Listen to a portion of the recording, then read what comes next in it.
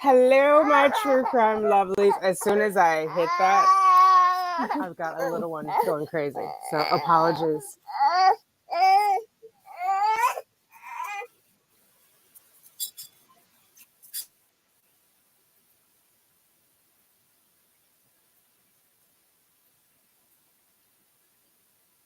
Hello, Misha. Can you hear me?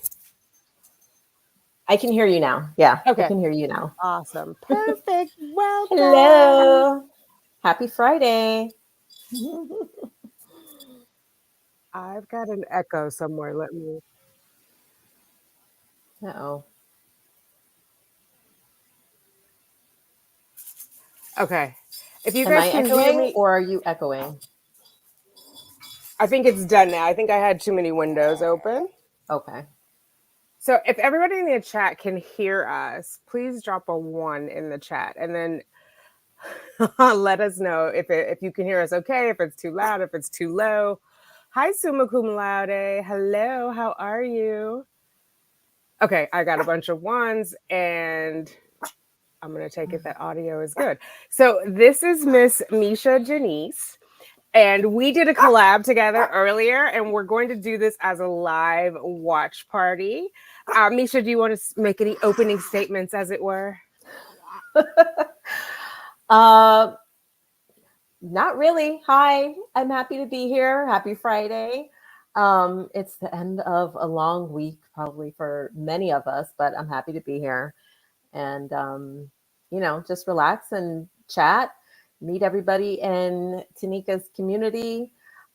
She's been killing it with the Sarah Boone content. So I am thrilled to be able to just chat it up with her and you guys. So yeah, enjoy. All right, without further ado, let's add the video that we did earlier to the stage.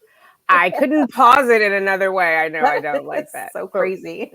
We're going to let it rip. I love it. Hello, my true crime lovelies. How are you? I have a special treat for you today. I have a special guest, Miss Misha Janice. Hello, Misha. How are you? Hello. Is that what you do? It is what I do. Great job. Do you want to introduce yourself? I've shown some of them your page or on another video, but do you want to tell them what your channel is all about? Great. Just a quick rundown. My name is Misha Janice. The name of my channel is Misha Janice. I started it not quite a year ago, and I am an attorney licensed in Florida, licensed in New York. My channel happened to be mostly focused on this Adelson trial, the Donna Adelson, Charlie Adelson. I actually started the channel after Charlie Adelson's conviction, put up a video touring one of his Fort Lauderdale properties, and it kind of blew up and threw me in the YouTube algorithm for the Adelson stuff. So I've been covering a lot of that. And I am, just reaching out and covering different cases, ones of interest to me. I covered Karen Reed earlier and a little bit of Courtney Clenny. Nothing much is happening with that case, but I will be covering that now. And I'm delving into Sarah Boone because that is starting. And my goodness, that is a wild and crazy case with just a crazy set of circumstances. And you guys know all the drama already. I've been watching Miss Tanika and she's been breaking it down, making it easy to follow. So I'm just delving in here. Thank you for having me. Yes, welcome.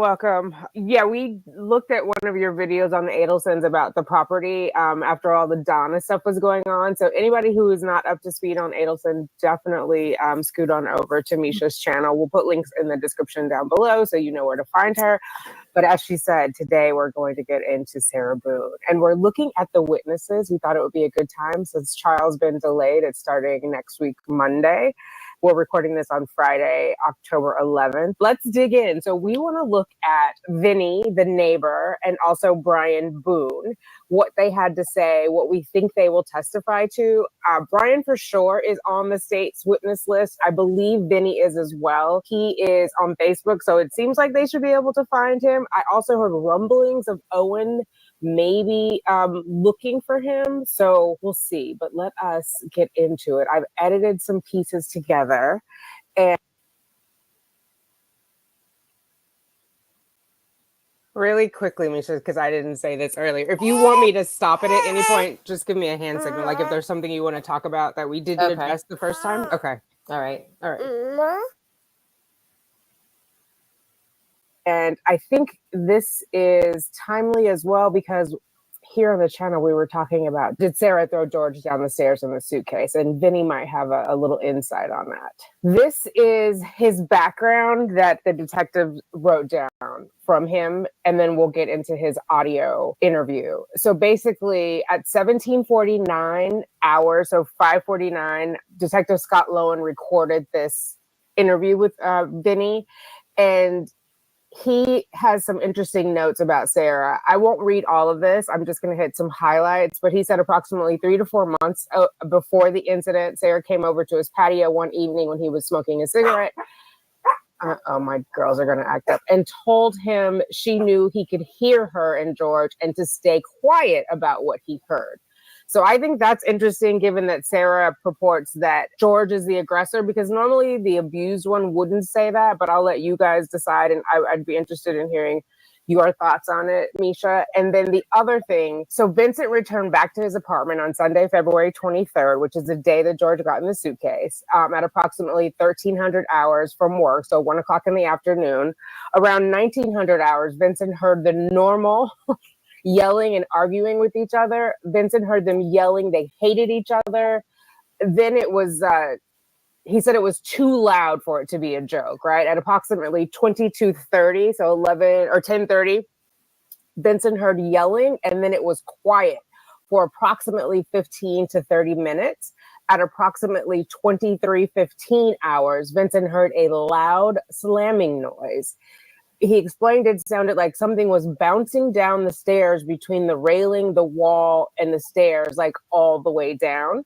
Vincent felt the wall shake and had never experienced a noise like that before coming from their apartment. Vincent's roommate, Brandon, whose bedroom is located in the front of the apartment, said he heard it too. Vincent heard nothing after the loud noise. Vincent stayed up until approximately 1 o'clock a.m. on February 24th, so into that Monday. And let's just play it now. This is the craziest thing I've ever experienced in my life. Yeah. All right. This is in reference to case number 20-hours. I am located at the Tealwood apartment complex at what's the building number? 474 Tealwood apartment complex. I am talking to the resident of one of the residents. Sir, can you give me your name, please? Vincent. And what's your date of birth, sir? 1999. All right, is it okay if I call you Vincent? Of course. Okay, well, like I said, my name's Scott Lowen. I'm the homicide detective with the Sheriff's Office. Please just call me Scott.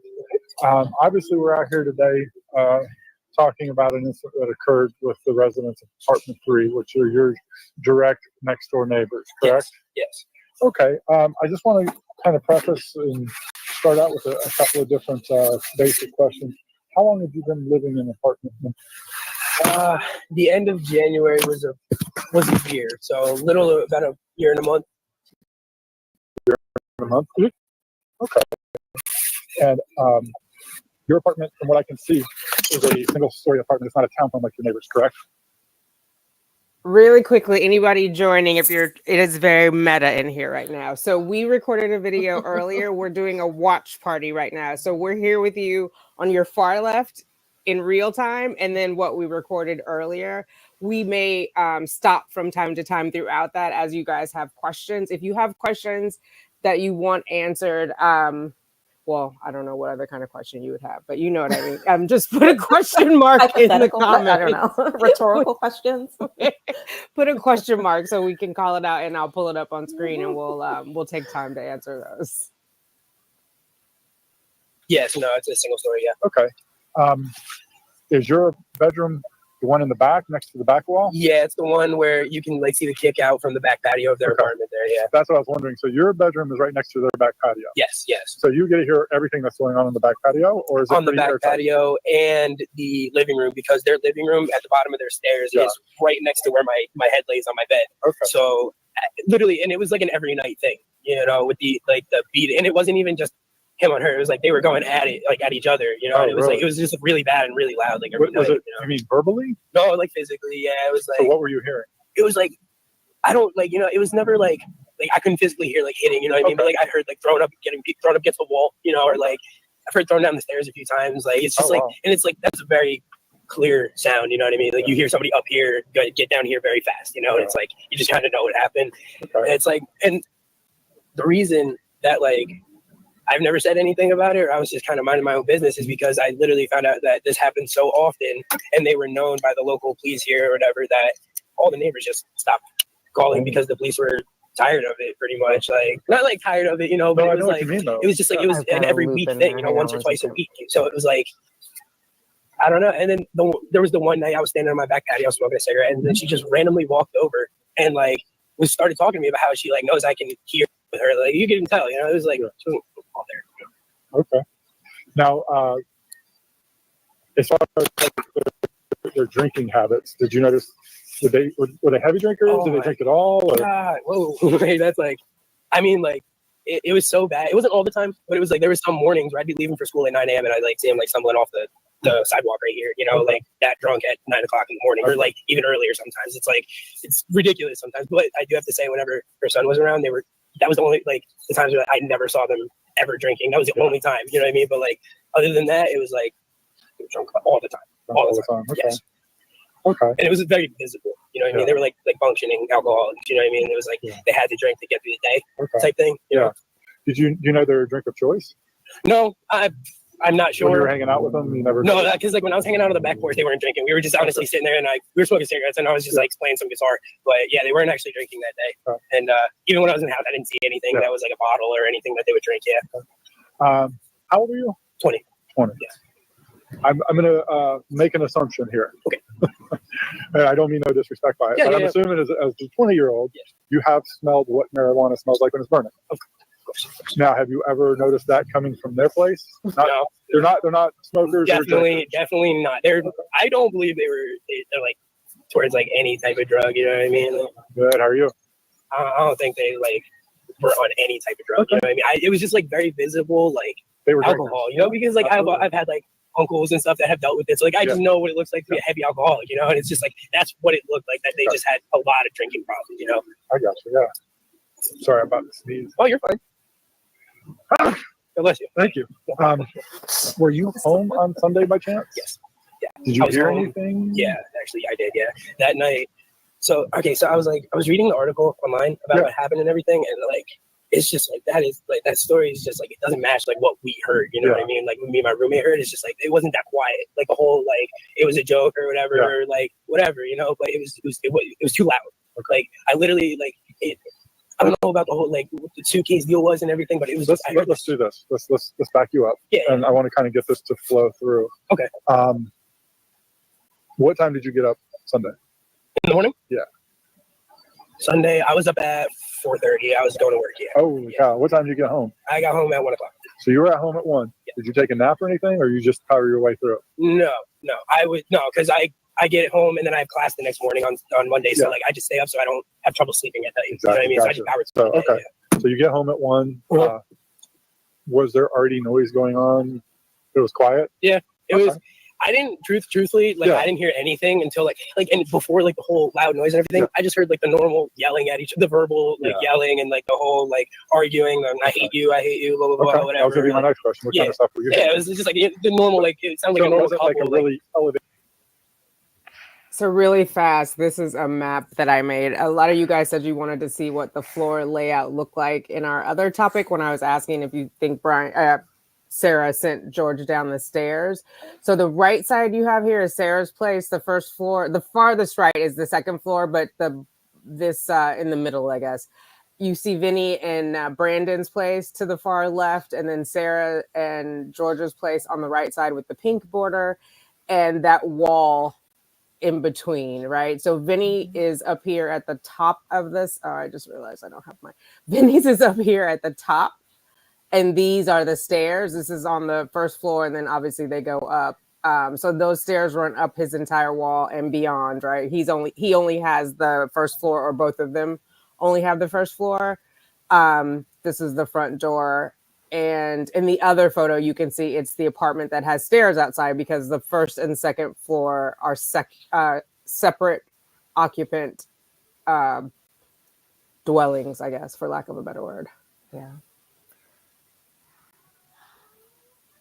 Elevated screaming. It was just No, it was elevated screaming, but it was like normal, like they're normal. yeah, it was like pretty much I got you. Okay. So that's the normal back and forth. So that was basically going on starting when you got home. I would say probably a little later in the afternoon. Later in the afternoon there. Probably around like 7 o'clock. It's like, because I feel like that's when. I want to pause for just a second because we have their apartment side by side on the screen. So on the left-hand side is Vinny and Brandon's apartment. Vinny is up here, and you can see he's adjacent to the stairs. Like, obviously, there's a wall in between, but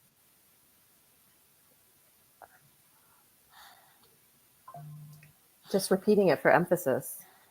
there you go. Or like downstairs in the living room in that area right there. So did you go out on the back to smoke it all that night? No, actually, I quit smoking. I smoke a vape now, so I stay in my apartment now. It's a little vape now. Good for you. That's a big thing. I mean, well, yeah, I can't buy them anymore, so I kind of got forced into it. So it was like, this is just like I needed it to like kind of ease the cigarettes off, but for working that, just trying to go completely off it. Okay, so but you're in your room. How late did you stay up that night, you think? I was up pretty late. I stay up pretty late every night. I just get so lost in my music. I was up probably till like 1 a.m. that night, probably right around there. Yeah, and then like I said, we were just talking about it before, me and my roommate actually. That night, right around, it was probably around 10:30, 11 o'clock maybe, is when I heard like it get escalated. Like it's like the voices got louder. They were yelling, whatever, and then like it got quiet for a little while, and then I heard this really loud like slamming noise. Excuse me. Do you know about what time that was? Right around 11:15. It was about 15 minutes span there, and then when you say a slamming noise, does it sound like something hit the wall? Like something like was bouncing down the stairs between the railing and the wall and the stairs, like all the way down. Like and it was clear because like my roommate even said it too. Like he heard it up here and it kind of went away from him, and he's the front room here, and I'm in the back, so it was kind of like it was in the middle of the house and came right at me, and it was literally right next to me, and I've never felt this before. But that night, I was explaining to him the next day because he had said he heard the noise, and I was like, dude, I felt the wall shake. Like it was literally like such a powerful hit against the wall, like the wall shook, and I felt it. And that was like something that where I was like, I kind of looked at the wall and I was just like, that was a little much. A little much. But like I thought, and this whole time, I really, really thought it was like him. You know what I mean? Like going off or whatever. But like I said, I don't know what happened inside, but that's just like what I heard, and it sounded like it was just bouncing, you know what I mean? Like down the stairs between like the wall and like. And that was like a 11:15, you said? Yeah, it was like, cause we heard like yelling and stuff around like 10:30, 10:45ish, and then it got quiet for like 20, 30 minutes maybe, and then like 15 between. Put a 1 in the chat if you think it was an empty suitcase going down the stairs. Put a 2 if you think George was in the suitcase when it went down the stairs.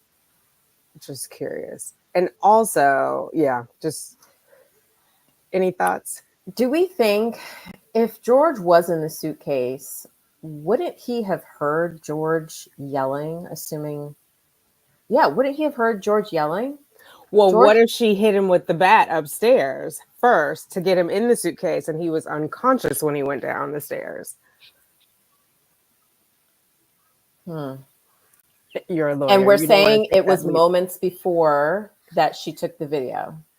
So she took the video before the thumping. No, she took the video after the thumping. Okay. Because it's downstairs where the video takes place. Right. And so Vincent is saying like he heard it like 15 after 11. Yeah. Mm-hmm. So, and I think the first video is 11:12. So he may have been a little off on his time. So I'm just thinking, I mean, if somebody is falling down the stairs in a suitcase or not in a suitcase, they're going to be yelling. Are they not? Perhaps. Chat, what do you guys think? Was he conscious? Was he unconscious? Why didn't we hear any yelling? But then he was just conscious a few minutes later when she's taking the video. Right? Right. And asking to be let out and saying her name. So I don't know. Yeah. I know, I can't remember now if he said it because I've watched this like 3 times a day, but he said there was a silence, right? There was, and then some shuffling.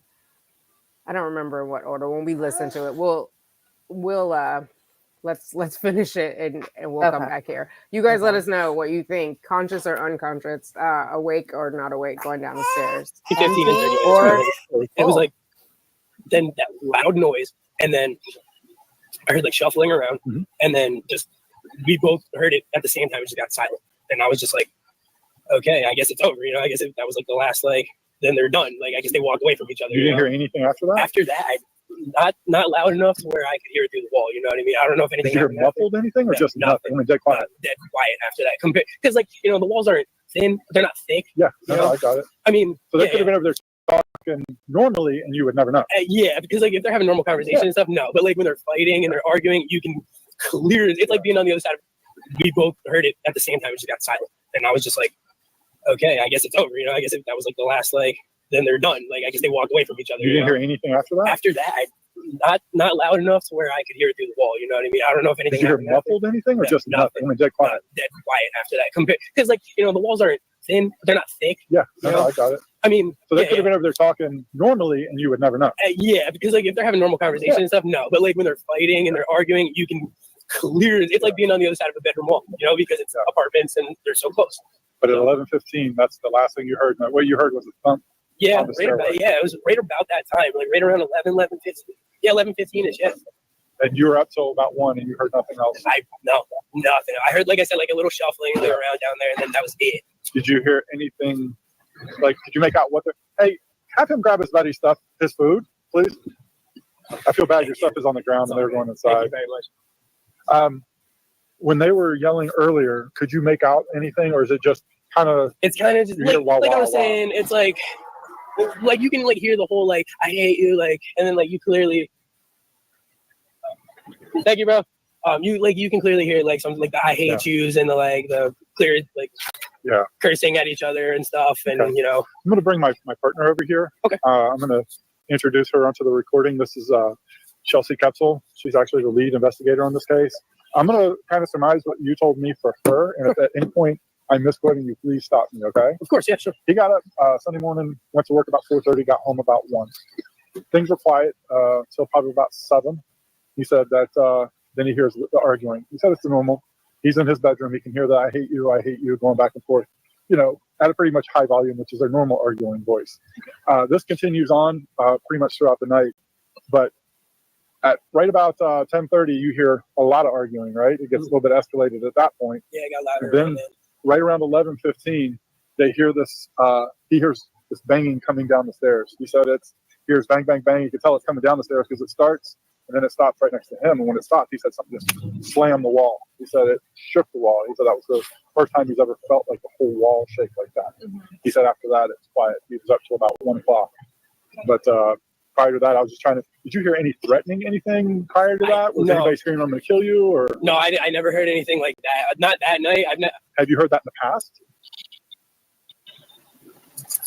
No, I've never. Not that I can recall. Truthfully, like I can't remember ever hearing like "I'm going to kill you" or like any type of like threat towards each other like that. But like I've also like it's very visible with them sometimes. Right. It used to be, like it'd be very loud arguing, and then the next morning you see her outside, bruises on her face, or him out here with like scratch marks everywhere, bruises everywhere. It's like it's just very visible what was going on and everything. Right. It was just like I was saying before, I just kind of there was a time where she literally came up to me and she was like, no matter like what you hear, pretty much like just kind of keep quiet about it, respectfully, like mind your own business. And I was just like, okay, you know what I mean, like. Okay. Remember when that was? I would about 3.5, 4 months ago. Okay. Yeah. Not too long ago, but not like very, very recent. Right. Right. Okay. He said the arguing was nightly. He said the reason the front office hasn't heard anything more is because everybody just kind of gave up calling. So really quickly, just so you have the context, Misha, at 12 after 11 is when the first recording started with Sarah, and then 23 minutes after 11 was the second video. The first video was 2 minutes and 3 seconds, where she, the infamous video that everyone has seen. Uh-huh. So what do you think Well, his timing may be a little bit off. He said he heard the huge banging down the stairs at 11:15. That would have been after that first video was taken. right. It's a 3-minute difference. So maybe it was 10 after when he heard it. Do you know? Yeah. I don't know. That's crazy ear witnessing that he has. He's heard so much over months and months. I can't imagine. I can't imagine the things that have come out of that apartment that he's heard. So it seems clear why the state would want to call him, right? Like Sarah told him, don't tell anyone, which indicates that she's not necessarily being abused. I don't know I would, as an ex-abused person, I would want people to help me. Like if it gets rough, help me out or whatever. And then also the falling and the yelling to indicate it contradicts her original story, because now I think we're on story 4 of we were having a good time. Right. Why would defense want to call him? Why would defense want to call him? To find something in his story, maybe to rebut. I don't know. I'm sure they haven't deposed him, obviously, right? So they haven't really, dug into his story at all. I don't know if they would want to call him or if they just want to talk to him to find out if they can dig a little further. I was wondering about when Sarah went over to him and told him, shut up. If it was more threatening or just kind of like more Karen-like, like mind your business. It seemed like maybe it was just mind your own business. Don't worry. Because if it was threatening, then yeah, it definitely would seem to go against, the theory that she was the abuse. The abuser would probably want to make those types of threats, like don't tell anybody what you've been hearing about. Yeah, it definitely doesn't look good for her.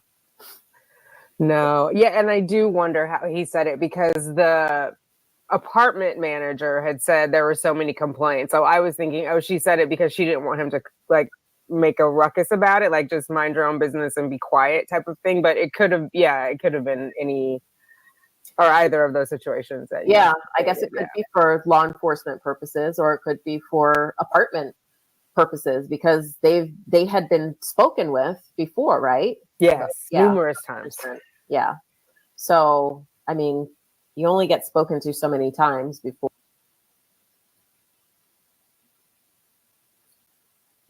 I'm seeing in the chat, people are saying Brandon is not able to be found as a witness, who was the roommate.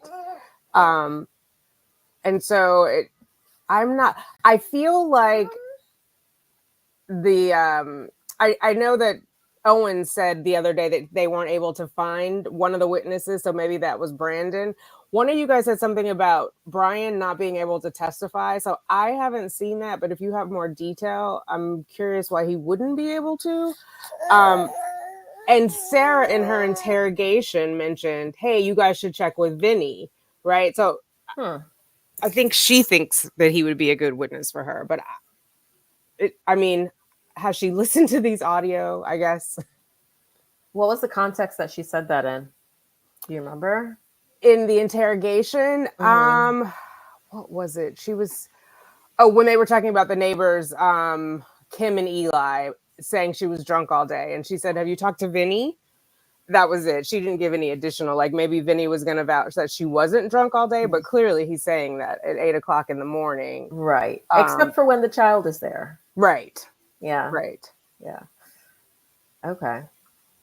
So, but yeah, folks are asking because the witness list is sealed. So we're going through who the potential witnesses could be and who was on their in the, oh my God, the discovery PDF of who they had spoken to and based on their testimony. So we're kind of pre-gaming the witnesses.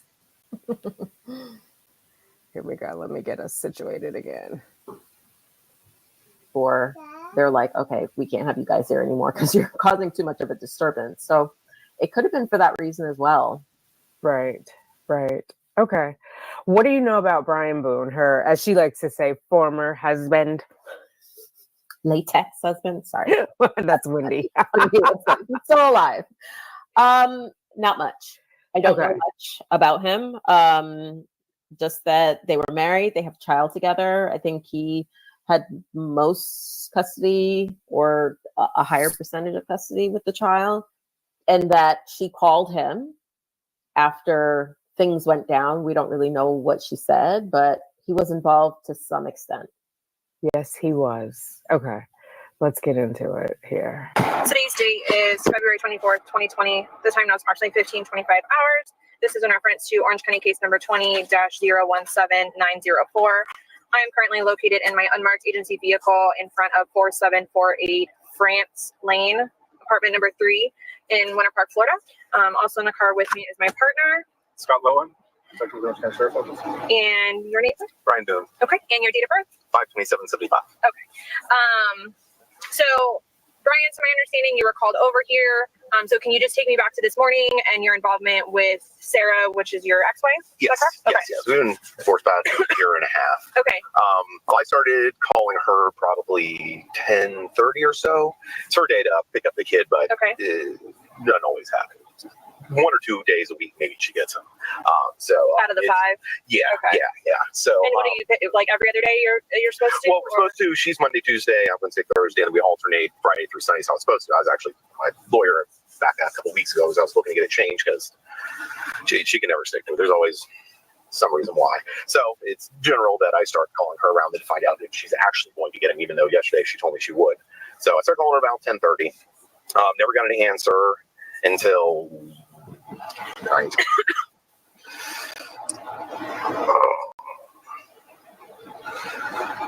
So I finally got a hold of her at 12:49. And did she call you or you call her? No, I called her. I called her at 11:25. I did that twice. I always call twice because generally she's asleep or whatever. And then I called her 2 more times at 12:21, and then I called her again at 12:49, and that's when she answered. Okay. Freaking out, saying that George was dead, and could I please come over? So I told her, you need to call the police. Mm-hmm. And went and got my dog in his crate and everything, and started heading over here. She called me again at 12:54 asking if I was going to be coming over, if I'd left yet. I told her I had already left. I was going to be there in a couple minutes. So I got here, knocked on the door, walked in just right in the front entrance area. Told her once again, you need to call the police. Was she on the phone with anyone when? Not yet. Not yet. She was shaking. She was trying to get herself something to drink because she was just like freaking out. So that's when she got on the phone and called. And I said, I'm going outside because I don't really want to be in here right now. So I came outside and I sat in my car until people showed up. And it's kind of where we've gone from there. So. Okay. So you called her about 5 or 6 times before she answered. Yeah, which completely normal. Normal to you. Okay. The rotation real quick. So Monday, Tuesday, she'll have them. Wednesday, Thursday, you'll have them, and then you rotate each weekend. Yeah, well, like it's every other weekend. How it's supposed to work. Generally, it's 1 or 2 times, maybe a week. I think she had him last Tuesday was the last time he was actually. Okay, before we go too much further into her mothering skills there, what are your thoughts that she called Brian first or responded to Brian instead of 911? I'm trying to figure that out because he's saying he called multiple times and she finally answered, and that's when she told him. I thought she called him. In her version of the story, she does call him, but in her call logs, he called her. It was like the 4th time he called her, she picked up the phone and said, George is dead. So I'm wondering what happened between the time that she discovered George is dead and he happened to call her and she finally told the first person that George is in trouble. How much time elapsed? Because she wasn't calling 911. Right. So we don't know what time she woke up, right? But what she says is she woke up earlier, then laid in the bed. That Brian was calling her. This is what she told Detective Copsall. Brian was calling her. She ignored because he's the only one who blows up her phone. She says she was upstairs, phone was downstairs, and she was laying in the bed thinking about her day. Wow. Thinking about her day. Okay. Which you would think part of her day would be picking up her son. And if that's what she knew, Brian was calling for, just answer the phone and get that sorted out. So yeah. Yeah. Yeah. So, and then she says later she didn't know what to do, but she had no problem calling the police any other time. So it just seems convenient that this time she didn't know what to do. Yeah. Right. But he did come straight away because she called him back in the call log like 3 minutes later. Are you on your way? And he says yes. And then 2 minutes later in her call log, she's calling 911. And we know he's there when she's calling. But he told her to call 911. Yes. I mean, it kind of seems like maybe she's delaying the inevitable. She's delaying what she knows is coming, the hoopla and the drama and the lights and sirens and everything. And is she also making up this hide and seek story? Because we know from Vinny, they were not quiet and having fun. Absolutely not. Absolutely not.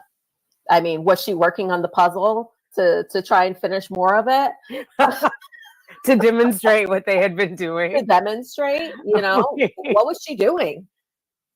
I don't know. Over here. And spent the night? Yes. Okay. It's probably another week before that. What's your son's name? Lucas. Lukas. L-U-K.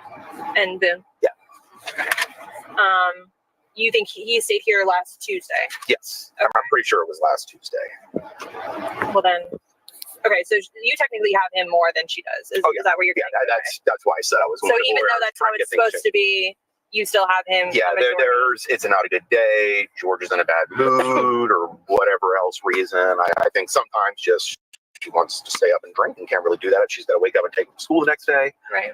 Any number of different reasons. So. Okay. How long have you known Sarah? Since, let's see here, I was probably 23 or so when we met. Oh, wow. Something like that. Since you were 23? Yeah. So probably, 20 years.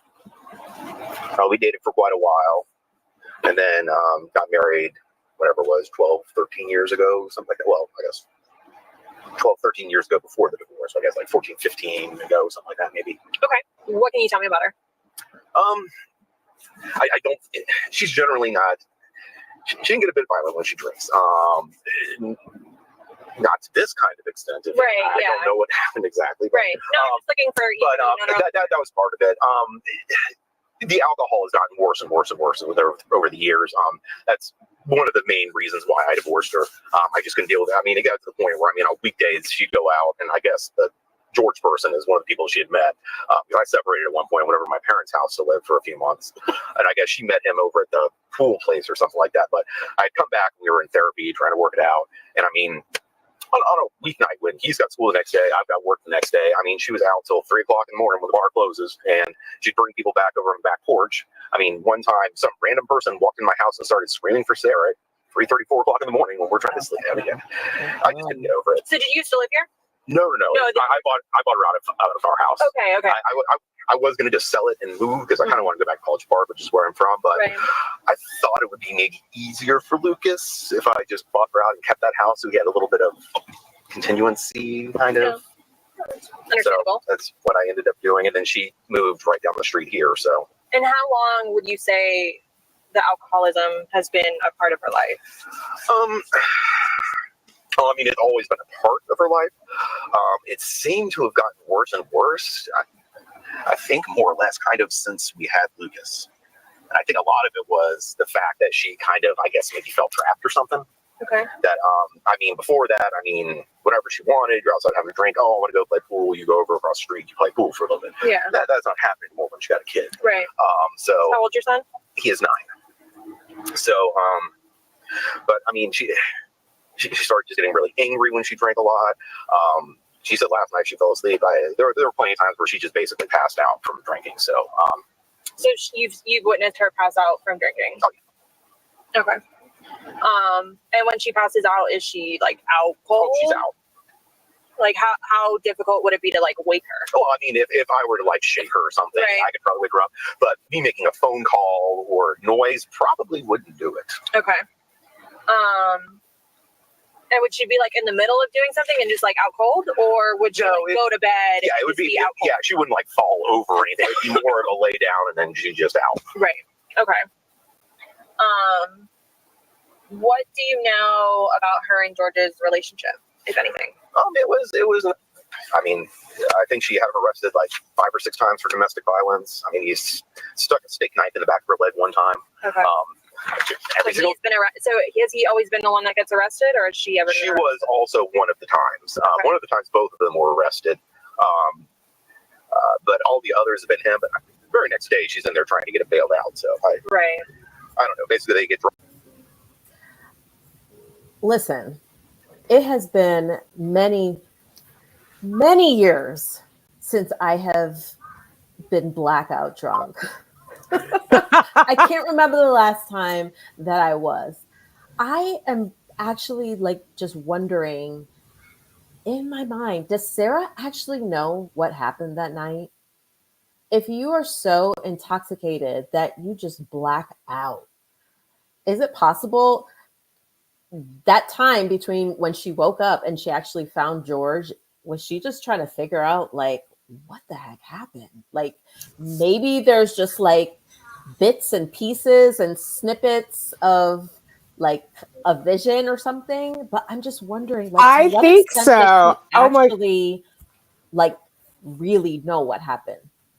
I don't think she does. I think she was blackout drunk. And the lovelies and I have had discussions about this because I have been blackout drunk and I have pieced together a while ago and had to piece together my night here in New York with like receipts and the only reason like right. Yeah. What bar I was at, where did I eat food? Where did the Uber ride take me? Go through the Uber app, like legit not remember it. Oh. And so I think part of that, because I think that's why she didn't delete the videos, right? I think she didn't remember she had them. Right. She didn't remember taking the video. So there was no way for her to even be worried about deleting them, right? Man.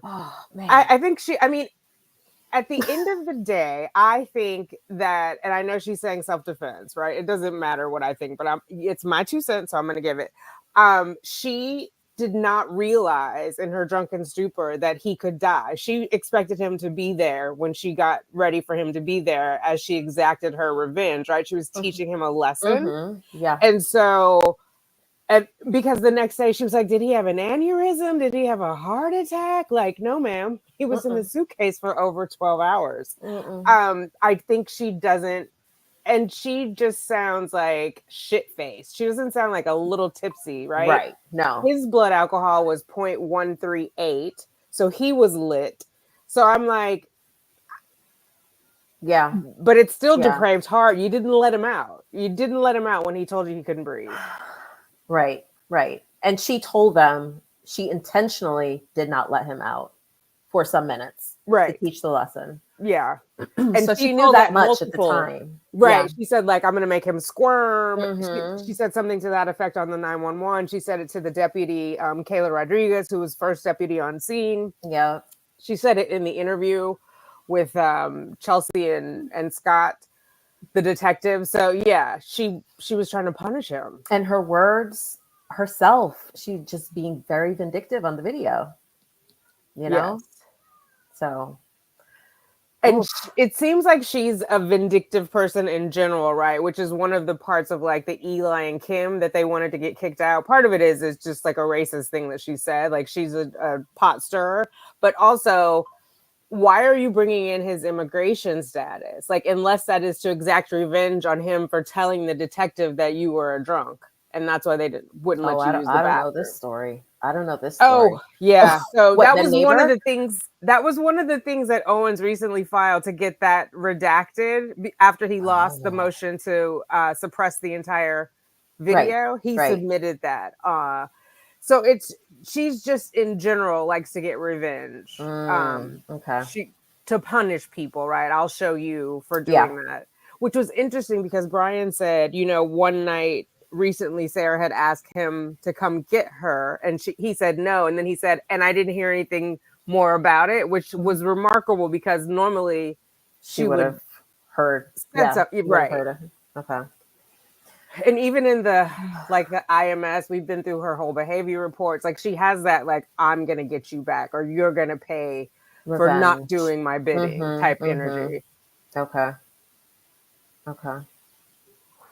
Wrong, they get in a fight, she gets upset, she calls cops. I mean, granted, I saw lots of black eyes, bruises. On her? Oh, yeah. Mm-hmm. Yeah. So, wait, I almost forgot. Thank you, Kathy, for the super chat. I know you're with your family. You probably have gone back. Kathy does true crime too, everybody. A lot of you guys came from over there, but check out her channel if you haven't. I'll put a link in the chat. She's almost to 10,000. So go give her some of your DNA on that subscribe button if you haven't done so already. There definitely was. Now, would you see George as much as you would see him or her? I hardly ever saw him. You are I honestly, I didn't like being around either one of them. Right. To be honest, and him more so. So, Why's that? Just I don't know. It's my ex-wife. She made me really mad with everything. How the whole divorce went down, and just, the way she acted and the way she changed, and the way they both are. What it's done to Lucas and everything else. He's nobody I cared to see. Let me put it that way. It's not like I really went out of my way to it's just. When you guys do drop-offs or anything, is it always through the school, or would you have to come here and see them, or no? No, it's pretty much always during the school. Sometimes she would come over or something like that. Sometimes he would be driving, but he would just stay in the car. Or she would come in. So I really wouldn't see him. So it's not like you have conversations with George. Okay. Maybe a few times when they've drunkenly called me at night because she was telling me she needed to escape because of whatever's going on, or she's put him on the phone, but I don't know. When's the last incident that you recall of there being a domestic dispute between her and George? She told me a week ago she had to escape from the house and wanted me to come pick her up. I told her I wasn't going to because I'm just tired of it happening. It was midnight. Child's trying to sleep, and just honestly, I don't always believe her when she said these things were going on. And she called you? Yeah. Okay. And apparently she went back inside and slept well. Fine mood the next day. I guess didn't really remember calling me. So I don't know if it was just she wanted to come over to. I don't know. She keeps on trying to come over to hang out or something like that, or hang out. Wow. Can we go back and just talk about her love of alcohol? Because this man is somebody that she's known for over 20 years, right? He knows her intimately for a long time and seen the downward spiral that she's gone through with alcohol abuse. And correct me if I'm wrong, but has Ms. Boone not said to law enforcement that either she doesn't like to drink, or she doesn't like feeling out of control, or she can't get drunk or something like that on the stand the other day? Did she not say something to that effect? I don't even remember. In her interrogation. So on the stand, she has admitted to being drunk, hungover from the day before, but not intoxicated. Yeah. Well, yes, then they got into that. But in the interrogation, I can't get drunk. I don't get drunk. I don't want to drink. I like my Compass Mentis. But here he's saying it's always been a problem. And hasn't she said in one of her interviews that she did? Oh, no. I don't know if it was an interview, but I was reading the state's latest motion to exclude battered spouse syndrome evidence, and they were quoting her saying she has said that she didn't want to drink that day, but she was trying to keep George at bay by drinking because he wanted to drink. She didn't want to drink. Right. She didn't want to drink. She was afraid of him. So she just decided, all right, let me just drink this wine. Yes. First they were cleaning her house, then they were doing something else, and then finally she gave in Listen, because he kept saying he wanted to drink. they did so much stuff that day. They were so productive. Like, they cleaned the whole house. They did arts and crafts. They did puzzles. I don't know. They probably cooked food, ate. I mean, They went to Publix twice. Well, he did. She went once. They were busy. They went shopping. Got new cigarettes. They were busy. Very productive. Very productive. And also in that motion, I think she said they may have played darts out on the patio. She wasn't sure, but that was likely. She smoked cigarettes with him. Mm-hmm. They were, and she just drank because he forced the bottle upon her. I don't know. Wild. She'll come over to spend time with Lucas rather than actually just having him over here like she's supposed to, but she wants to come over there and play with him. And so I'm not sure how real that was. Last time I know there was an actual physical conversation. It's probably been a little while because this last time George got arrested, I know he was on free trial, whatever, something. I don't know. He had a parole officer. He had a domestic violence class. He's like. So that's the last time. Basically, the last time he was arrested was the last physical altercation that you recall. I think so. Okay. I don't know for sure, but I think so. And you have any idea what year or month that may have been? A few months, maybe. A few months ago. Yeah, something like that, maybe. I don't think it was incredibly long. Okay. Like around the holidays of last year, before the holidays? I think it was probably before the holidays. I'm trying to remember. Okay. Because oddly enough, there was like a 3-week period where she actually had Lucas all the time she was supposed to because he was in jail for a month or something like that. Okay. Because they wouldn't let him out. Yeah.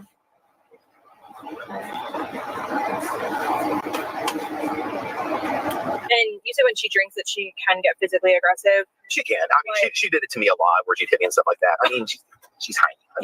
What do you mean hit though? Like open hand smack you or like try to punch you? Yeah, she'd punch me. I mean, more arms. She many times would use her claws. I mean, I had scratches on my neck at times, on my arms. I mean, things like that where she'd dig with her claws. Okay.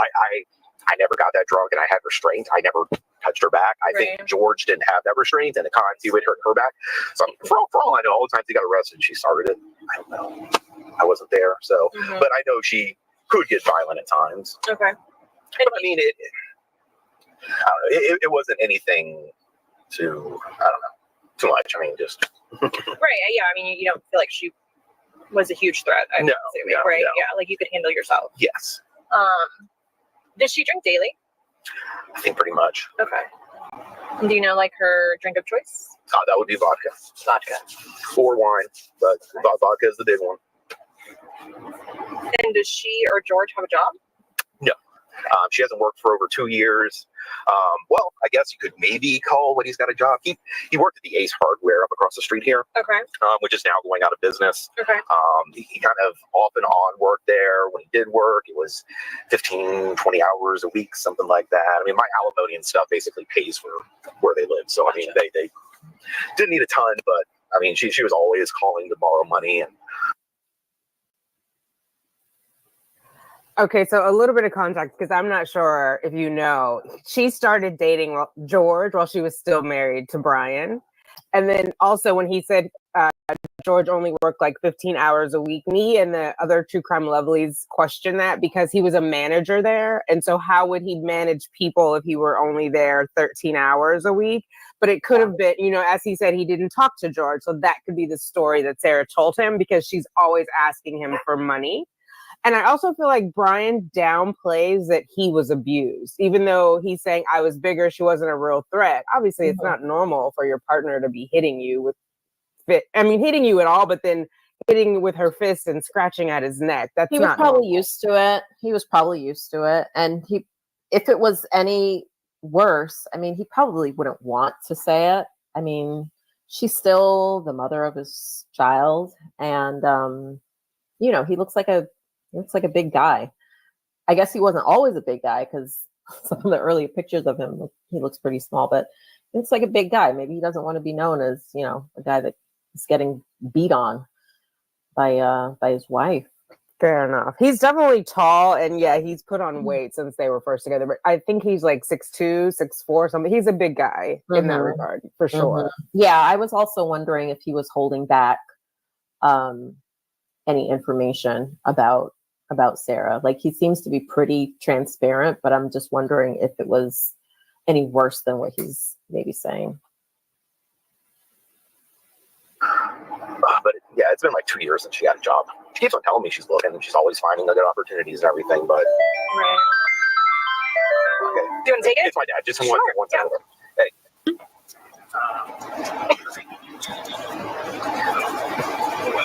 Well, just wait. I'm talking with the detectives right now, and I should be heading out here soon. So I can come get him. Okay. Is John out? Oh, okay. Is he awake? Okay. Good. Okay. Well, I should be up there very soon. Okay. Bye. Sorry. Okay. We were just on the phone with someone. Okay. When you came over here, I know you said that she called you freaking out saying he was dead. Did she give you any more, like, did you ask why or how? She told me that they were playing last night or something, and he got in the suitcase and she fell asleep. Okay. That's all she told me, so I don't know anything beyond that. Okay. And I really didn't talk to her much because I came inside. I told her you need to call the police, and then I came back out, and I think she went on the back porch to smoke a cigarette, so I didn't even really talk with her much. Oh, like she was going outside. Did you see her take a cigarette? Yeah, she was going outside with well, I also know when the cops showed up, she kept on telling them she had a cigarette burning out there, and she needed to go put it out. Okay. But they were keeping her away from stuff, I guess. Right. Okay. But yeah, she wanted me to come back there with her. I was like, I'm going out here. I don't really be in here, so. Right. And that's when she went to call 911. Meanwhile, she was pretending to do CPR, and she had a lit cigarette. So she did pretend. It had to be. When did she have time to light the cigarette? Do you know what I mean? Like, and then she didn't put it out because later she says on body worn camera, she's trying to get out there. I have a lit cigarette in the back. And the officer's like, you can't go back in there, ma'am. Oh, geez. Priorities. Oh. Well, she called 911 while I was in there. I was standing right in the foyer area. Okay. And it was apparently a pretty quick conversation, and that's when she started to go that way, and I just told her I'm going out front. So. Okay. It was an 8-minute so they were playing, conversation. and she went upstairs and went to bed. I don't know where she went. She just told me she went to sleep. She went to sleep. Okay, you don't know where. I don't know where. More questions. I didn't ask more questions. I leave that to you guys. Yeah. Hey, I'll let you know when I'm done talking to these guys, okay? Welcome, Hello? AKA Cat Lady. That's okay. All right. Never mind. Okay, bye. I'll tell you when I'm leaving. All right, bye. Sorry. It's okay. When's Lucas's birthday? 10/28/10. Okay.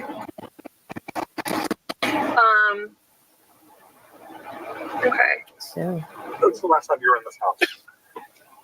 Well, I was in the foyer. Not today. Oh, other than today. Before today? I'm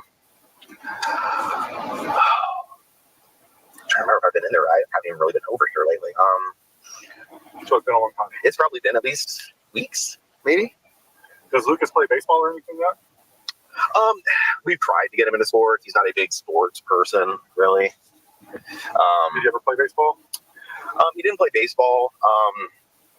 I had like a T-ball set and stuff like that, and we'd play catch. Is it like a plastic T-ball set, or what kind of equipment did you have? Oh, no, this is when he was like 3 years old. It was a little plastic thing I had in the backyard. Did you ever buy him any baseball bats or anything? I bought one for over here that Sarah said for Lucas and George to like play with or something. That was like a year ago or something, maybe. What kind of bat was it? Was it a wood bat? Yeah, it was a wooden bat. I think it was like a junior size thingy. I don't know. It's something that I look like kind of for his height or something, I think. All right. Yeah. Would you mind if I took a picture of your call log to show Sure. that you've all the Do you just want to attempts? see hers, or like zoomed in on hers so you can see all those? Yeah, that's perfect. So I'd say starting from today. I know her phone. Did you text with her at all today? Not today. I think I did today at all. Sorry.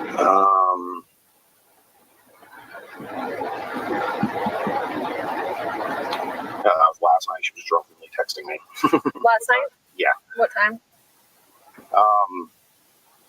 That was 11 o'clock at night. I think that. Last night was Sunday. Was it Sunday? Oh, that's Saturday. Never mind. Saturday. That was Saturday night when I was watching the baseball game. Okay. Yesterday, which is that, she said her account was in the negative, so I transferred her a little bit of money to get her out of the negative. She sent you. Oh, that was morning. Okay, so she thanked you at 11:56 that morning. Yeah. Right. Okay. What's the last thank you? What time? Okay, so just a few Yeah, times. and then that one at 12:01. Okay, so afternoon, Sunday afternoon. Yeah. Okay. And then the calls. Do you need like? Yeah, I'm gonna. Yep, I'll start from the top where it has her information. Go ahead. You can scroll down. No, that's fine. Perfect. Okay. Thank you very much.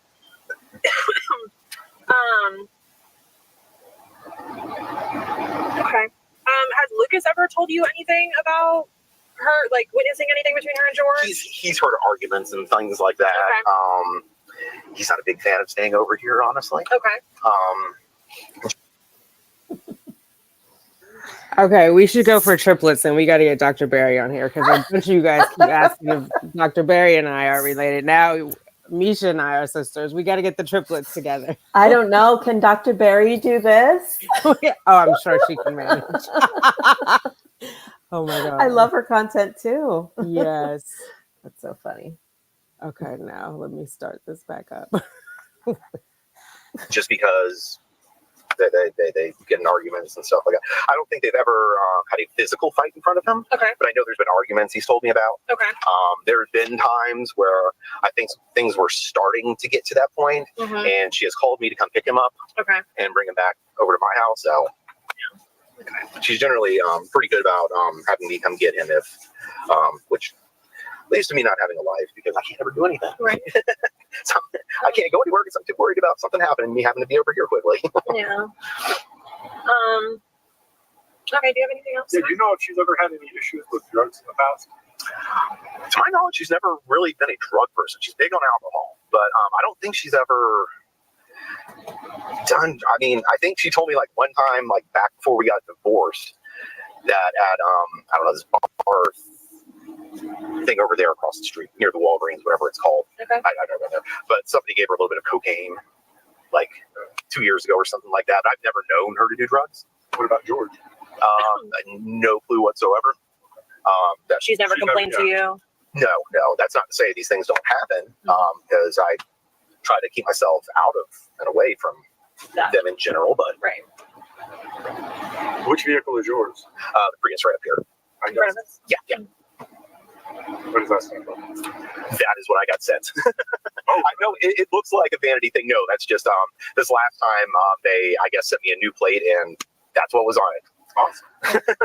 So you can make that up whatever you want it to be. I could. Tell them it's for racing. You're gonna. Yeah, I know you're racing. Yes, racing in my Prius. I'm not saying you win. I'm just saying you race. Oh man. Okay. Anything else, Matt? Okay. Is there anything else that you think is important for us to know that we have not asked you about either George or Sarah? I don't think so. When I mean, you guys have been separated for what do you say, 5? We've been divorced about a year and a half. We were separated a good 8 months before that or so. And we'd been separated one other time before that, before we got back together and we're trying to do therapy, which didn't work at all. So how long has she been living in this apartment? Ever since we got divorced. So a year and a half ago? No, longer than that then. Because I took over the house. I moved in there and she moved here. Because I told her I was buying her out of the house. So I guess it has been longer than that.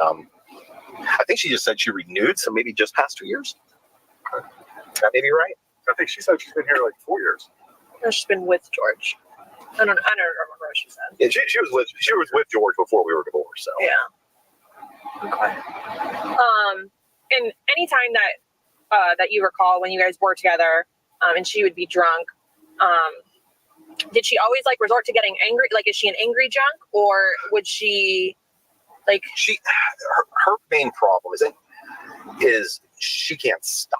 Okay. I mean, she can't go out and have a glass of wine with dinner. Right. That's not a thing she can do, because once she starts drinking, she will continue drinking basically until she out. Yeah. If she were to be drunk, would she like want to play games with you? Like, did you guys? Oh, yeah. There's a really good period where she is very good, but then she drinks past that and she gets into the angry bits. Okay. All right. Okay. Can you just raise your right hand for me? Do you promise and swear everything we've talked about has been true and accurate? So there's one more interview they have. I'm going to skip to that. But while I look for that, thoughts? So they looked at his call log. She took screenshots of it, I think, or maybe a video. I don't know. The next interview that we see with him, is that after they've realized the log is okay? All right. I was wondering that. Yeah, that he deleted the message. Do you want to go through that first, and then we'll talk about it? Was it a message or a phone call? It was a phone call at 11:46 that he deleted from his call log. Right. So they saw it on Sarah's call log later and went back and asked him. Okay. I'm curious to see what he says about that. I'm also curious to know if he deleted it in the moment, like contemporaneously after he hung up, or I'm sure we'll find out if it's important in trial, because they can tell when it was deleted, or if he deleted it after the 911 call. Yeah. I don't know. That's weird.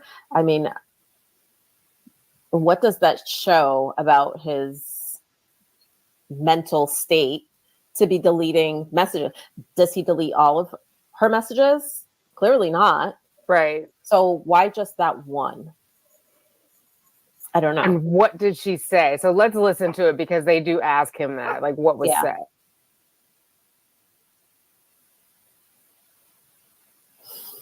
Today's date is March 1st, 2020. The time now is approximately 16:41 hours. In reference to Orange County case number 20-017904. I am on the phone with, can you state your name, sir? And I have a couple follow-up questions that I wanted to ask Brian Boone in reference to this case. Brian, just give me your date of birth for me. 5/27/75. Okay. And do you promise and swear everything we're going to talk about is going to be true and accurate to the best of your knowledge? Yes. Okay. So we had a conversation about the incident and your involvement a few days ago, earlier this week, I believe on Tuesday. And after looking through Sarah's call logs, I noticed that she called you on February 23rd, which would be the Sunday night at around 23:46 hours, that's military time, but in normal time, that's 11:46 hours. Do you recall that phone call? I do, well, somewhat. I was asleep when she called. So she woke me up. I was half asleep when I was talking to her. She did sound very inebriated. Okay. I don't remember what all she said. I'm kind of used to her calling drunk late at night and things like that, so it didn't faze me as anything out of the ordinary. I basically just kind of got her off the phone and told her I'm going back to sleep and I'll talk to you tomorrow. Okay. You said that she sounded inebriated, like she was drunk? Yeah, I mean, she didn't sound like, it's hard. I was half asleep at the time. I don't think I remember hearing anything bad in the background or anything that would have caused me concern, but I don't really remember it that well. Okay. But she was under the influence of alcohol based off of your knowledge of just knowing her and knowing when and when she's not under the influence. Yeah. As soon as I heard her start talking, I almost kind of just zoned out away from it, because she says all kinds of nonsense when she does this late at night, and just I was trying to get her off the phone so I could go back to sleep. Yes, I'm sorry, I'm on the phone right now. You can get yourself right off. Get yourself right off. Your pajamas are right here, okay? Hold on, buddy. I'm sorry. It's sorry. okay. Go ahead. It's okay. What? Oh, go ahead. Sorry, go ahead. Are you ready? Okay. Yeah. Okay, so do you remember her saying anything specifically about George? I don't think so. I don't really remember. I really don't remember much of the conversation, honestly. Okay, I appreciate it. Okay, and the phone conversation lasted for a little over 2 minutes, if I'm not mistaken? May have been, yeah. Okay. And you said that is kind of normal for her to call you late at night or just kind of whenever she's under the influence and she's kind of just babbling on and you have to try and get her off the phone. Yeah, if you don't it's a thing that happens. Okay. Okay, so you can't remember anything specific about what she may or may not have said, but she did sound inebriated. Does that sound correct? Yeah. And you couldn't hear anything in the background? Not that. As far as like remember, arguing or yelling or anything like that, you couldn't hear any of that? I don't think so. Okay. Do you know where she was located? Did she ever say? I was assuming she was at home. Okay, but she didn't say. I mean, she didn't have a lot of money. She didn't really go out anywhere, so I assumed she was at home. Okay, but you wouldn't know where in the house she may have been? No. Okay, she didn't give you that information. Okay. Not that I remember. It's possible she said something. I don't really remember, though. Okay. All right, is there anything else that you think is important for me to know about that phone conversation? I don't think so. Do you guys talk often? Like in a day's time? Like, do you guys talk daily? More than I would like. Normally, anytime I'm calling her, it's to find out if she's actually going to be picking the child up like she's supposed to. Right.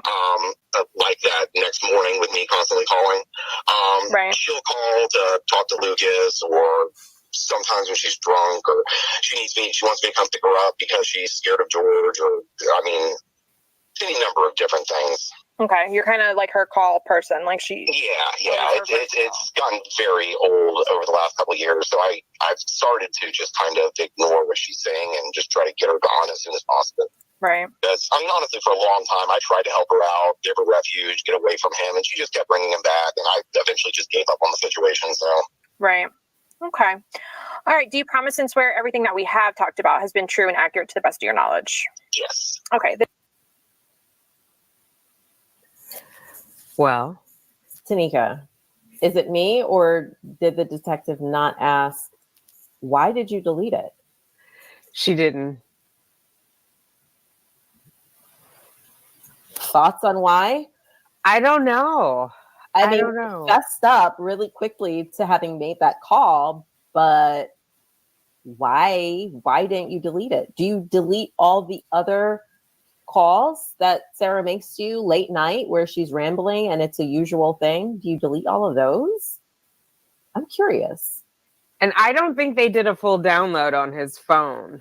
She just took those screenshots, so they don't have a record of it, you know? Mm-hmm. Maybe it was not of consequence to them at the time. I'm not sure. It just seems odd. I agree. I mean, I guess they just weren't looking at him with any kind of suspicion, I suppose. Right. So maybe that's why. And at that point, when they're interviewing him, Sarah has not gone down yet to the, let me see, let's go back and listen to the beginning of what time she says. And Today's date is March 1st, 2020. The time now is approximately 16:41 hours. You then talk to them. she was in custody at that point on March 1st. She was in custody. So maybe he's just trying to cover his own behind, and he's got the son, and it's like, I don't remember. Even if he remembers, what good would it do now? Yeah, you're right. Maybe, and she was pretty wasted because we heard her. That's when, it was after she finished the last tape when she was like slurring. That she called him. Yeah. Maybe defense counsel will ask him when he's on the stand. They're calling him as a witness too. He's on their battered spouse witness list. If that comes in, it won't. Well, it might not. Interesting. When will they decide if it comes in or not? I know there's an open motion that the state filed to have it, either to have it totally taken out or to have it limited until she testifies about what the danger was. Like, when will the judge decide Because one of them is in limine, right? So he has to decide it before. It'll probably, well, with opening statements and stuff like that, they don't want it mentioned in opening statements, I would imagine. So it'll probably be heard sometime, I don't know, maybe during jury breaks or like picking the jury breaks, sometime before opening statements. Okay. I could see it happening during a break, or, you know, they get there early in the morning before jury selection, or they stay a little bit later. Okay. I remember in the Depp v. Heard, they had a lot of motion and limines to sort out before opening statements. Yeah. The judge usually just finds some time, you know, to get it done. A lot of the times with motions like that, I mean, sometimes juries are given like an entire day if there's enough motions, or they're let go early so that the motions can be heard, or they start the day a little bit later. So wow. First, we saw a lot of that in the Karen Reed trial. Okay. I couldn't get through that one, but I'll take your word for it. Oof, God, it was long. Oh my God. It was super long. I bit off more than I could chew. I did a daily recap of it. It was a lot. Yeah, I watched a couple days, but I couldn't. It was a lot going on with like the party cups, the solo red cups to collect evidence, and yes, that was very strange. The local police officers collected evidence in red solo cups that they got from the neighbor's house. So, yeah, that's crazy. Yeah. So I have to ask you this, because I posted a video a few days ago and everyone was asking when Sarah refused the plea deal. Like, from your perspective as a lawyer, do you think that state will ask her again or offer it again, or that ship has sailed? I think if I remember correctly, she may have until it's rejected.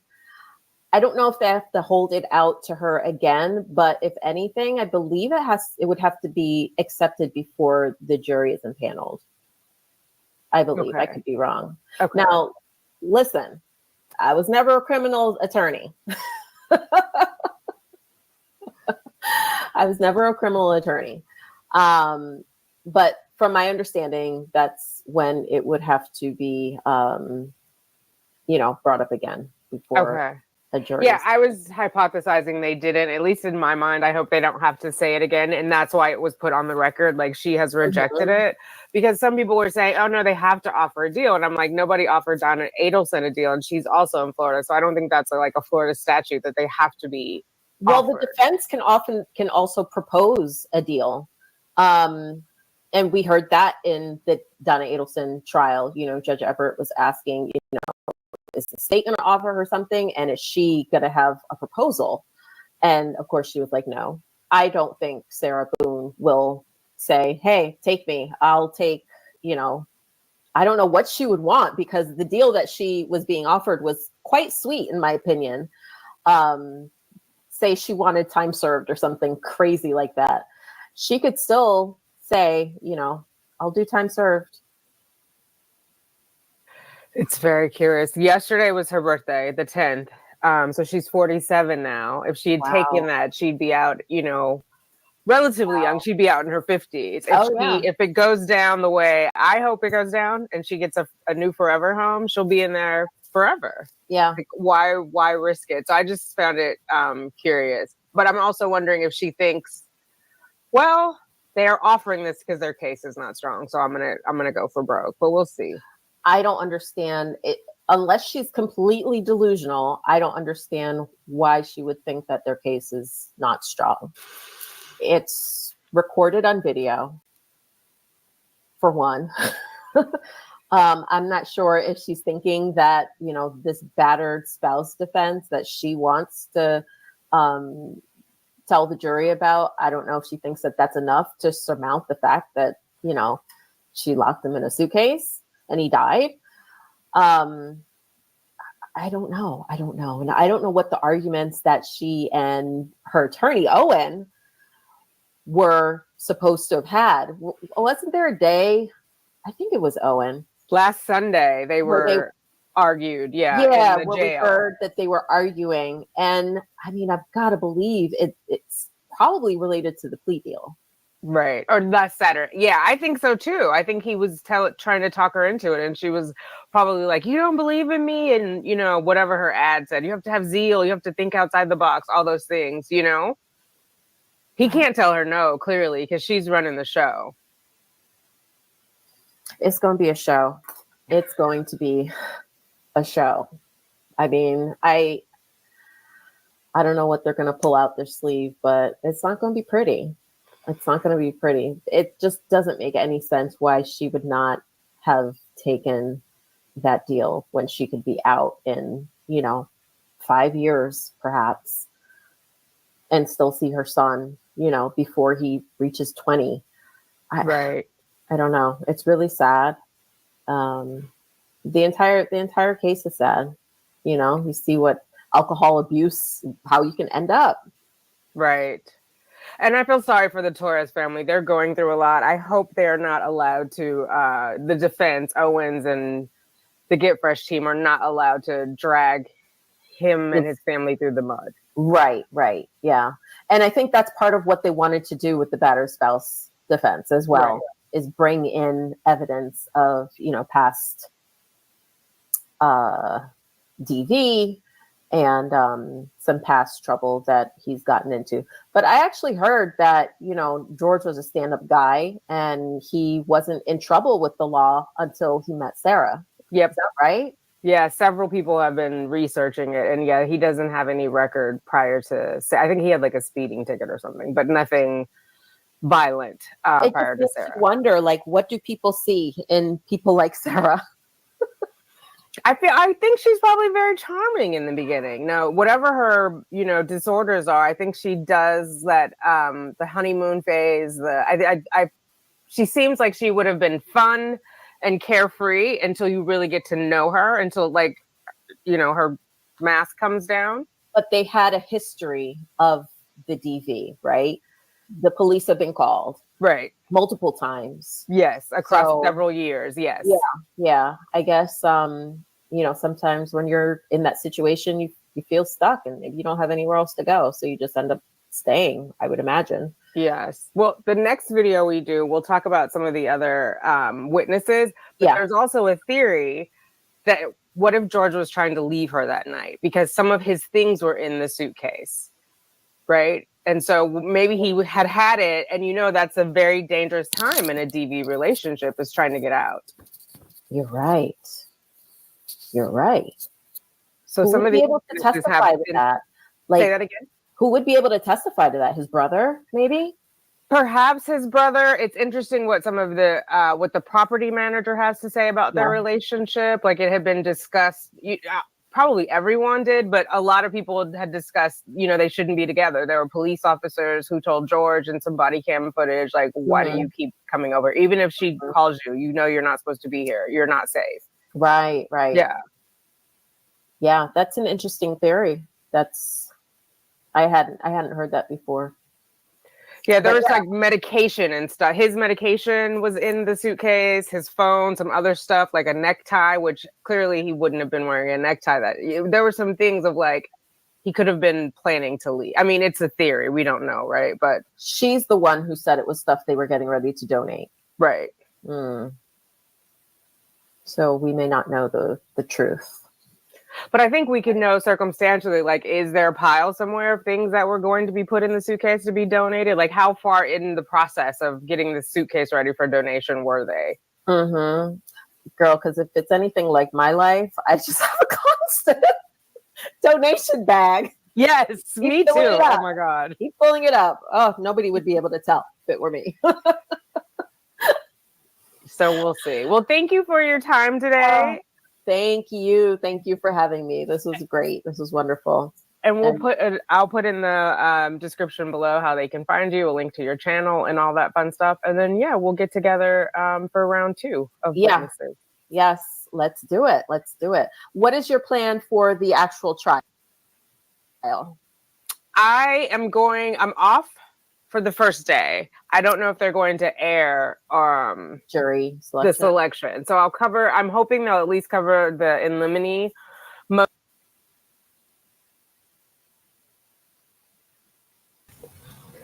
Okay, since we're here live, I'm gonna stop this. If you guys, first of all, if you join late, Misha and I are doing a watch party for a video that we did together. Thank you for coming. If you're watching later, shout out to the replay crew. Leave a little note in the comments below. And then if you want to watch just the standalone, I am going to post it on my channel. And Misha, if you want me to redo the ending, because I have my outro on there, I can do that for you if you want to post it on your channel, or if you want to post it as is, let me know. Okay. So people know how to watch. I see a couple of people have said they've subscribed, so hopefully you can see that on your end. Welcome. That's awesome. And Thank then if you you. have a few minutes, whoa, there's questions in here. I just want to pull them up. I've started, I think 16 questions, so it won't be a long time, but it'll, if you have a Sure. few minutes, like maybe Sure. 20. Okay. So Do it. jury size, jury of 6 or jury of 12? I think jury of 12. Okay. Don't hold me on it, but I think it's jury of 12. Because I've heard both too, but I know like Adelson, Charlie had 12 because like Katie Kool Lady was in there doing jury watch for us. And his wasn't a capital murder, right? Mm-mm. It was, I mean, it wasn't a capital case. It wasn't a, what am I trying to say? Death penalty case. Death, right. Hers is murder 2, like second. So I don't know, but Second yeah. degree. Yeah. I'm not sure. I want to say 12, but don't hold me to it, y'all. Okay. We won't. Then we have LWLW. Hello. Why is Brian prohibited witness a deal regarding deleted phone record? Or I don't know what that means that he's a prohibited witness. Where does that come from, LW? I don't know what that means either. Okay. A deal, read deleted phone record. Because I don't think he could be implicated regarding, it sounds like whatever this prohibited witness thing is, it's like, is he getting a deal so they don't talk about the deleted phone record? I'm not sure what that means though. I don't recall hearing any motions about that, but I haven't tracked this case 100%. Yeah, I haven't seen any, and I've been super nosy. Mm-hmm. So I don't know, but I could have missed it. It could be out there. AKA the cat lady. What is it about having a baby do you think set Sarah off? Ooh. Maybe like the gravity of being a grown-up and having to do grown-up things. The hormones, having to be responsible for somebody else that needs you. Right. All the time. Did they actually plan to have a child, or was it a oopsie baby? I mean, I know they're married, but did they have the conversation about being parents? Yeah, that's a valid question. Because I think even if she had like postpartum depression, it wouldn't be still going on 9 years later. I'm not a doctor, obviously. Yeah, I don't know. I mean, it kind of seemed like she was a free spirit, if you want to call it like that. Wanting to go out and do her own thing whenever she wanted to. Brian said stuff about, she would come back in the middle of the night and bringing friends home and stuff like that. So maybe she just didn't want the responsibility of having to take care of a baby. I mean, it's a lot of responsibility. Oh, I know. I can't imagine even like as a single, like as a married person with no children, still having people show up at your house at 3 o'clock. You know what I mean? And your spouse is sleeping, getting to go, has to go to work the next day. Like that seems bizarre to me. It does seem bizarre, but if she was already inebriated, then she's probably just not making the best decisions. Oh my God. Renee, you always light your cigarette before doing CPR. Is that weird? Yes, ma'am. Love you too. That's funny. As far as Brian, do we know he filed for divorce is what he said. I can't look at their records anymore because they know I'm nosy. Not just me. No one can see it. It's secured. What kind of sentence do you think Judge K will give Sarah? I think it's going to be life. A long one. An extremely long sentence. Definitely more than 15 years. Definitely more than 22. What is the minimum? 22 years. Significantly longer than that. And I don't think she has like any mitigating circumstances. Factors. Isn't there also like the judge has to protect the community or society? What are the other, isn't there like a specific set of things they have to go through? Because I don't think she's safe for society because she has like no contrition, right? So she could do it again as soon as she got out. What? Absolutely not. Yeah, she would be a thorn in society. Mm-mm. No, we don't want to expose the rest of the world to her. No. If she were blacked out, how did she invent the story she testified to? Can you imagine the scenarios that went through her head? So I know for me, blackouts, there are some pieces I can remember. Like it's not completely like 7 hours. I'm telling on myself. I don't do it anymore. Of like, I can't remember anything. There are bits and pieces, but there will be whole conversations that I've had and people will tell me about. I don't say to them, oh my God, I don't remember that. But I just like nod along and I'm like, oh my God. I've forgotten multiple conversations over the evening, you know? So yeah. I just don't think they were ever playing hide and seek. Like I think she pulled that out of her butt that morning, while she was when she claimed she was in bed. It just Planning doesn't her. even make sense. It doesn't make sense. You know where he is. Like the game is over. You zipped him in there. Game over. You won, Sarah. You won. Yeah, it's interesting that she admitted to the bat, though. I think they must have. She must have seen some part of the discovery that has his DNA on the bat, because that's And she new. had to come up with a reason why his DNA is on the bat. Yeah. I don't know too much about the bat. I just know that in the state's motion regarding the battered spouse syndrome, they mention that the bat was used to prevent his fingers from poking out of the suitcase or something like that. Yeah, they took it into evidence. And it's kind of why Brian was asking about, did Lucas play Yeah. whatever, a ball, T-ball. baseball? Mm-hmm. Yeah.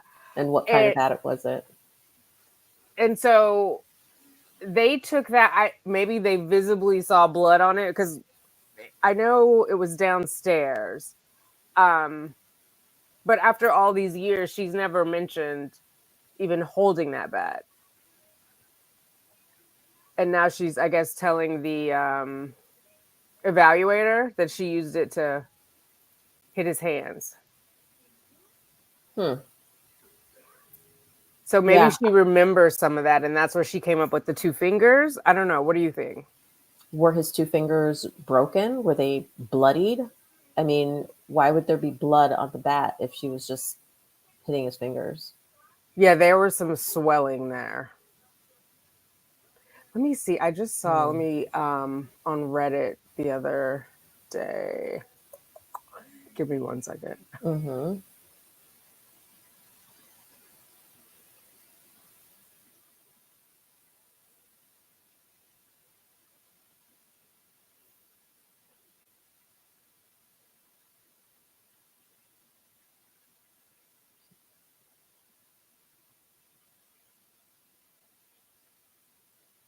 I just imagine her that morning trying to piece everything together and trying to come up with scenarios that might possibly make sense.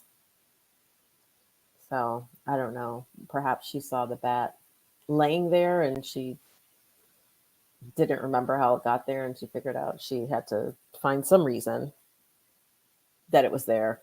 I don't know. Yeah. So it's very weird. And he has a bunch of bruises, but here, this is actually, it says it's crediting, let me pull it up. It's crediting Transparent Tea. It's on Reddit though. So I guess someone pulled it from her Reddit. I'm not sure. 103 pounds. He was tiny. Yeah. Oh, he was tiny. I can't remember when I weighed that. Oh, I can. It was 9th grade. Oh man. Wait. Oh my God. Yeah, it was probably middle school, high school. So at the time of examination, the body is dressed in a black short sleeve t-shirt, camouflage cargo shorts worn with a black leather belt, and undershorts. Remaining personal effects are inventoried and personally verified. His BMI was a 19, which is crazy to me. Wow. Let's see if there is another. I saw it somewhere. Can I? No. Hang on. Did he have like ongoing health concerns? The only thing that Sarah mentioned was that his teeth were falling out. Which I know. wonder if that was like from malnourishment or something. I'm trying to find that one because it said he was malnourished. I mean, I don't know how BMI of 19 is, but I know I saw a document.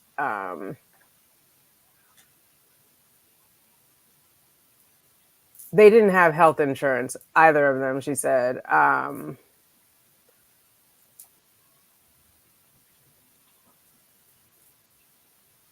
my God, Nicole. And Simpson. I wonder how much, like if he was that same size when they first met, or if he just was always small.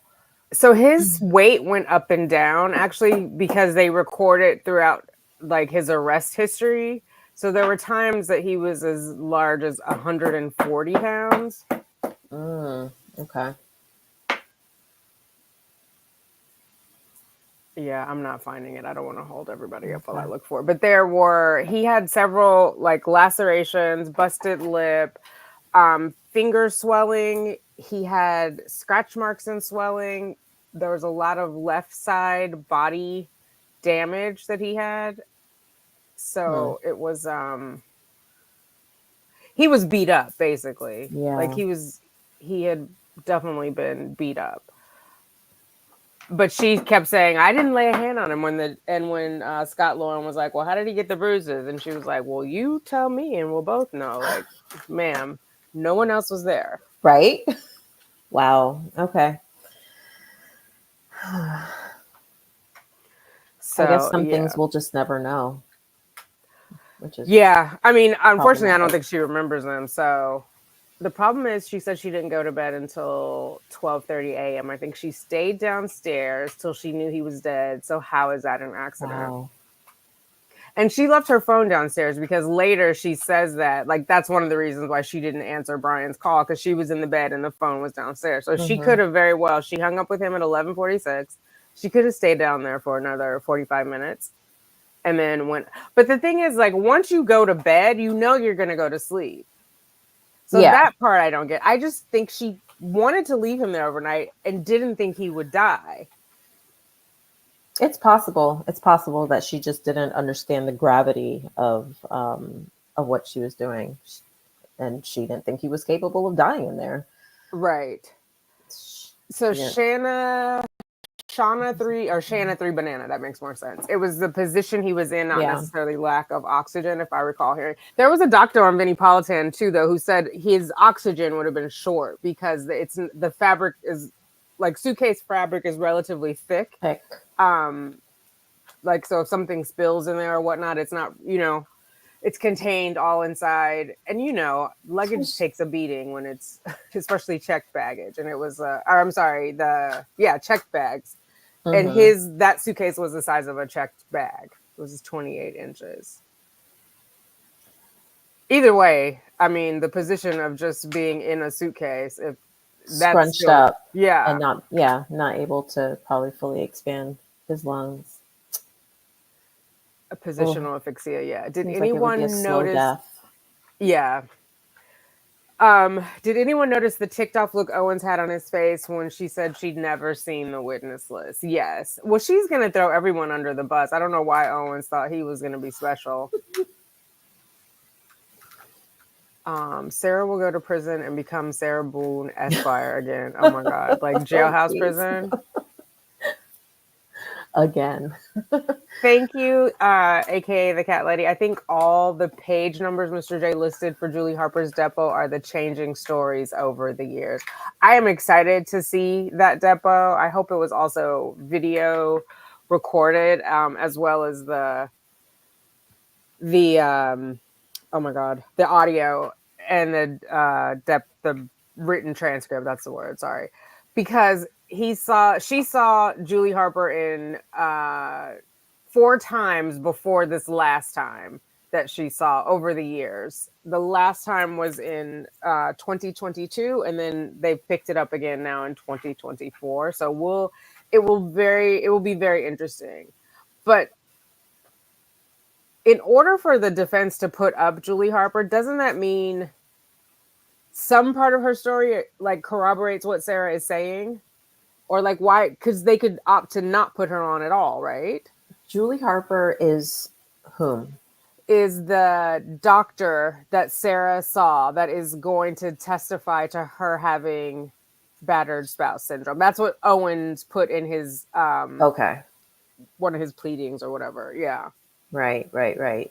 Yeah, an expert. Yes. So you wouldn't put an expert there unless the expert is going to bolster your claims or support your position. Now, the state has requested in its motion that no expert be allowed to testify until and unless Sarah Boone herself testifies first that there was some actual event or circumstance that created a justifiable use of this deadly force, which Right. of course doesn't exist. I So mean, we'll see. he was in a suitcase. Exactly. What fear do you have of somebody who was locked away and can't get out? Yeah. Thank you. Oh my God, Elise. I knew it was. Thank you, Elise, for being here. We appreciate you. Yeah, I feel like Owens is just at this point at Sarah's mercy. He, God bless him, doesn't want to leave her hanging apparently, and is willing to look foolish on her behalf. Because the things of like when the judge did say, about the witness list, has she seen it? And she was like, no. And Owens kind of looked shook, like, well, there's some people I haven't been able to reach, etc. So, and her taking the stand, like she can't unsay those words. I'm sure he tried to talk her out of being on the stand. She forgot some of what she was supposed to say, like the just protocol. She was supposed to say the detective said it before they got into the car, and then forgot, and then later she tried to reinsert it. And it's like, well, girl, the jig is up. We already know that didn't happen. Right. Yeah, and that's what makes me think that she will take the stand in her defense. It's such a terrible choice. It's just such a terrible choice for her to even proceed with her defense, but it's her right, I guess. All right. Well, I don't see any more questions. No more questions? Can you see them on your side? The questions Um, in the comments, the very first little on the far right rail. Oh, what is it about, baby? All right, hold on a second. Okay.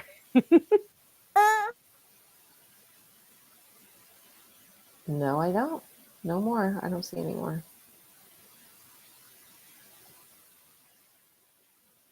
Nope, I don't. Casey Anthony was found not guilty because the jury did not know how Kaylee passed away. So there was reasonable doubt. Yeah, that's another unfortunate case out of Florida. Same area, right? Yeah, I think she was in Orange County or somewhere in that area because she said she worked at Disney, didn't she? Universal. She said she worked at Universal. Oh, was it Universal? I thought it was Disney. Yeah, that was a crazy case as well. So yeah, that's the same area. But I think they overcharged for that one. I think they were trying to do first. And because the state couldn't prove how she passed, that is why. And they didn't do any lessers. Right. Yeah. I don't think Sarah's overcharged. I think they've got enough for depraved for heart. second Yeah. degree. Yeah. Well, let's hope that this just goes forward as scheduled on Monday and we won't have any more delays. Yes, that sounds good. Well, thank you for hanging out with us tonight. We appreciate you, and I look forward to us doing our next witness list. Yeah, part 2. Yes. You want to tell them who we have up next? We have Melissa Sexton, Juan Torres. I think it's just those two. I feel like maybe Sarah needs her own for her statements, but there's so much going on. Like I was trying to figure out how, like, what that edit might look like, but for sure, Melissa Sexton, Melissa Torres. Sexton, Juan Torres, and Abraham Yes. Marino. Yes, the maintenance man. Yep. Yeah. Yep. So we'll break those down. All right, everybody. Thank you all. You ready to do toodles? Toodles. Toodles. I like that one with the 2 hands. I might have to steal that. Double Good night, toodles. everybody. Good night. Thank you.